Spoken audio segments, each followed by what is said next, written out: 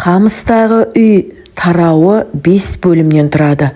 Шығарманың басында Ағыбай батыр туралы аңыз айтылса, екінші бөлімде Шақанның басына түскен қайғының ауыртпалығы мен Шақанның өмірден түңілуі сөз болады. Үшінші бөлімде Құба мергеннің қазақ халқының наным сеніміне құралған монологы орын алады. Төртінші бөлімде жолбарыстың аңға шығу кезіндегі айлакерлігі мен ептілігі сипатталса, соңғы бөлімде жолбарысқа жемтік болды деп есептеген ағайындардың Шақанның жаназасын шығарғаны баяндалады. Ойрандалған шаңырақтың үстінен түскен туыстары Шақанды өлді деп есептеп, оның жаназасын шығарады.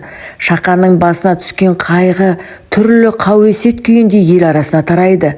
Алайда Шақанның нақты неше күн алысып, қалай өмірмен қош айтысқаны шығармада берілмейді. Және Шақан Саурық батырдың немере інісі деген ақпарат бар.